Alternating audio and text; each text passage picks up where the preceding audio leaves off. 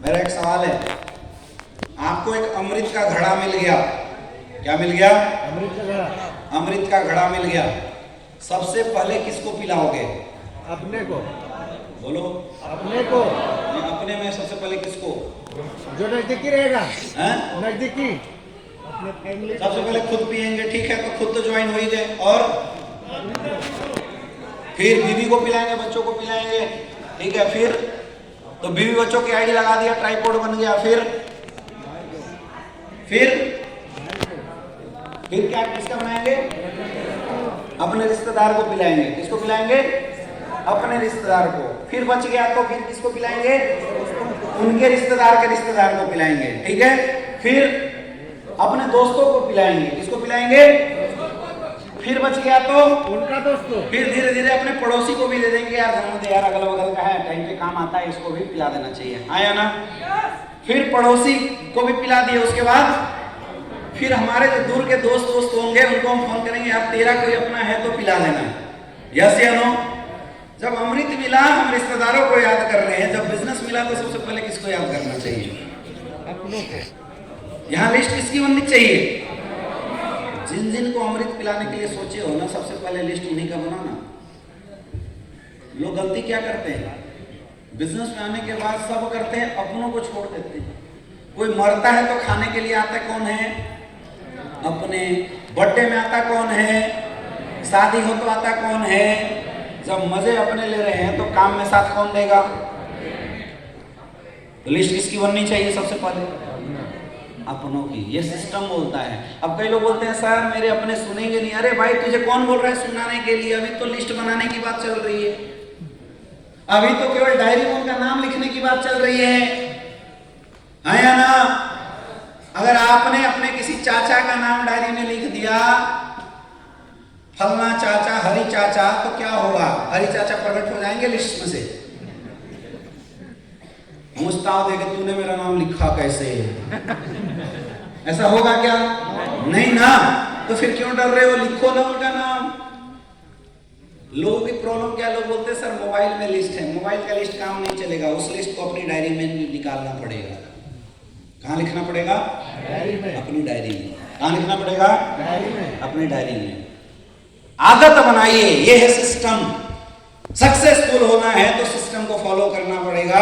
और सिस्टम बोलता है कि काम जब शुरू करो तो सबसे पहले एक डायरी लो और उस डायरी में अपने सारे जानने पहचानने वाले लोगों का नाम लिखो, उनका लिस्ट बनाओ। बना सकते हैं? और अपलाइन चेक किया करो, इन्होंने लिस्ट बनाया नहीं बनाया। तो सबसे पहले होते हैं ब्लड रिलेशन वाले, हॉट लोग, हॉट लिस्ट। फिर आते हैं कोल्ड लिस्ट, फिर आते हैं दोस्त।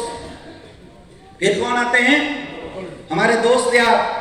फिर आते हैं शॉर्ट लिस्टिंग। अब जब लिस्ट बन जाता है तो फिर उस लिस्ट की शॉर्ट लिस्टिंग की जाती है। समझ में आ रहा है? कई बार ऐसे लोग भी आपको जाने पहचाने में मिलते हैं जिनसे आप चलते फिरते मिलते होंगे, जिनका नाम नहीं याद होता होगा। जैसे सब्जी खरीदने जाते समय एक अंकल आते हैं तो देख के आपको डेली मुस्कुराते हैं, हाल चाल लेते हैं, लेकिन आपको नाम नहीं पता, तो लिख दो सब्जी के पास वाले अंकल। लिस्ट में क्या लिखना है?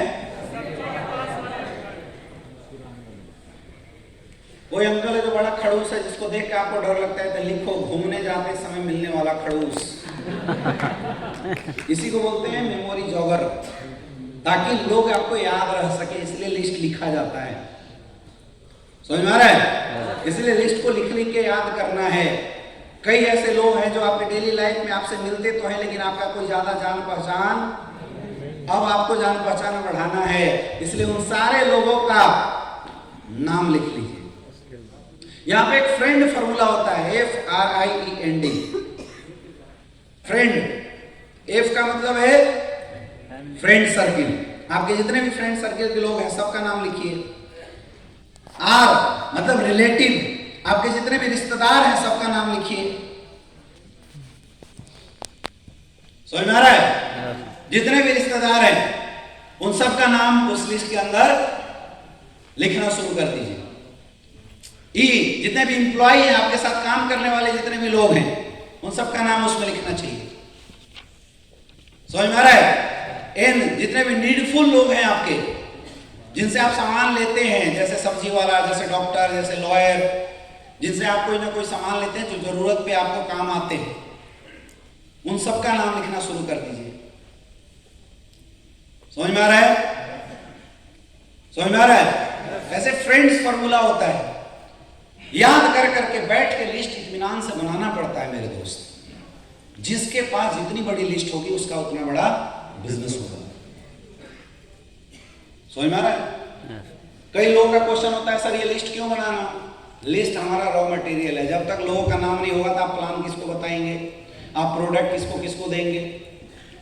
कभी भी बिना लिस्ट आपका बहुत बड़ा बिजनेस नहीं हो सकता। मैंने जब डायरेक्ट सेलिंग की शुरुआत करी थी तो मैंने ये ट्रेनिंग लिया, उसके बाद मैंने डायरी खरीदा, मैंने लिस्ट बनाया। मेरे पास उस समय 150 लोगों का लिस्ट था और मुझे प्रॉपर याद है जब मैंने 72 प्लान किए, 72 प्लान, मेरे साथ कोई बंदा ज्वाइन नहीं हुआ। लेकिन मैं निगेटिव नहीं हुआ क्योंकि मेरा टारगेट था 150 लोगों का लिस्ट है, 150 प्लान कर देना। तो मैं निगेटिव नहीं हुआ, मैं 76-77 प्लान करने गया। 76 प्लान जब मैंने किया था तो मुझे याद है कि मेरे साथ 3-4 बंदे ज्वाइन हुए थे, जिसमें एक नाम था मिस्टर ज्ञानेंद्र शर्मा, जो कंपनी का जो वाइल्ड है।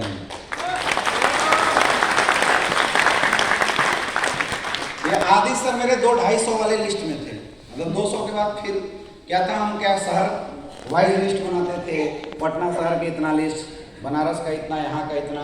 तो हम जिस भी शहर में जाते थे हम वहाँ चालू रहते थे। तो आदित्य सर वगैरह जो मेरे लिस्ट में डायरी में था 232-245 लिस्ट में थे। मेरे पास आज भी डायरी पड़ी है 1000 लोगों का लिस्ट, 1000 लिस्ट था। वो जाके 11 लाख का नेटवर्क बनाएंगे। दोस्त लिस्ट तो बनाना पड़ेगा। बना सकते हैं? List should be on the paper. हमेशा लिस्ट होना चाहिए पेपर के ऊपर, क्योंकि मोबाइल में मेमोरी लॉस का डर है। मोबाइल में रखेंगे एट ए टाइम नाम याद नहीं आएगा, आप स्क्रॉल करके कितना लिख सकते हो, लेकिन पेपर पर रहेगा, पेज पलट पलट के आप बहुत आसानी से याद कर सकते हैं। समझ में आ रहा है? और सबसे लास्ट में क्या लिखा हुआ है? जोर से बोलिए, क्या लिखा हुआ है? प्री जज मत करो। ये सबसे बड़ी समस्या है रे भाई, ये सबसे बड़ी समस्या है लोगों की। एक बार किसी नौजवान ने 45 साल के एक अधेड़ उम्र के किसी अंकल से जाके पूछा, sir what's the time? Sir घड़ी में समय कितना हो रहा है? तो जो अंकल जी थे उन्होंने उसकी तरफ गौर से देखा, बोला ये बता तेरे पास घड़ी नहीं है क्या? उसने बोला अंकल जी घड़ी नहीं है। मैं बोला मैं तुझे टाइम नहीं बता सकता।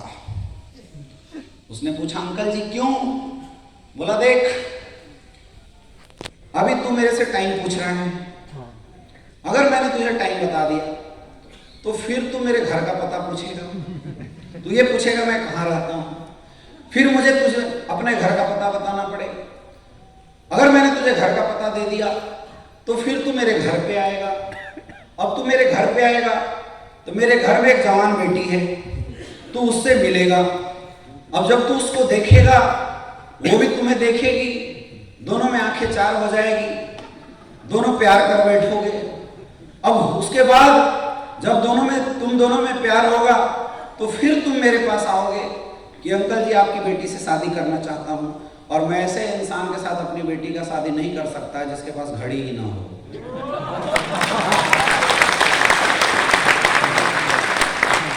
बात कुछ थी नहीं, उस लड़के ने क्या पूछा था?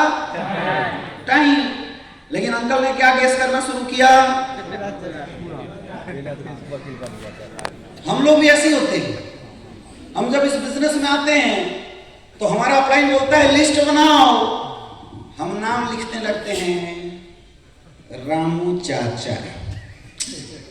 मरियल है साला, क्या ज्वाइन करेगा, छोड़ो। करते नहीं करते, ये सबसे गलत बात है। Never guess the people, prejudge किसी को मत करो, बस लिखो लिखो, यही सबसे गलत आदत है। प्री जज मत करो मेरे दोस्त। प्री जज कभी भी बिजनेस में नहीं किया जाता। अक्सर जिन्हें आप समझते हैं कि बहुत बड़ा तोप है, जुड़ के कभी धमाल मचाएगा, वही लोग खुश हो जाते हैं।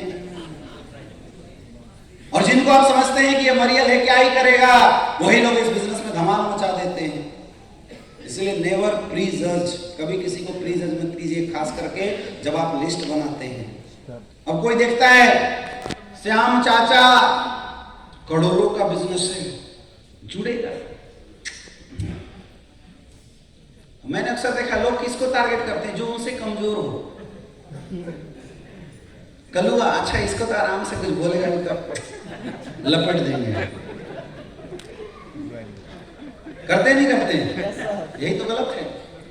सिस्टम बोलता है लिस्ट बनाते समय किसी को प्री जज, याद करो और लिख डालो, याद करो और याद करो और याद करो और कोई आएगा कोई नहीं आएगा, ये काम सोचना आपका नहीं है। कोई भी दुकानदार किसी भी कस्टमर को दुकान में आते समय अगर जज करने लगे ना कि माल खरीदेगा नहीं खरीदेगा, तो कोई दुकानदार धंधा चला ही नहीं पाएगा। किसी जूते के दुकानदार में, किसी जूते की दुकान में बिना पैर वाला इंसान आया तो जूते का मालिक क्या करेगा, उसको निकाल के भगा देगा? नहीं। क्यों भाई, उसके तो पैर ही नहीं है, जूता पहनेगा कहां? हो सकता है किसी दूसरे के लिए लेने आएगा, यस या नो? तो मेरे दोस्त, हो सकता है श्याम चाचा के पास करोड़ों की संपत्ति हो, लेकिन उनको पैसा नहीं, हेल्थ चाहिए, इसलिए वो बिजनेस में आएंगे। आया ना?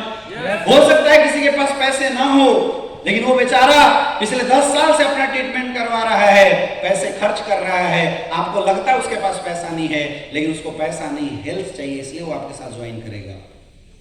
आया ना? हो सकता है किसी को प्रोडक्ट की जरूरत ना हो, लेकिन उसको काम की जरूरत हो।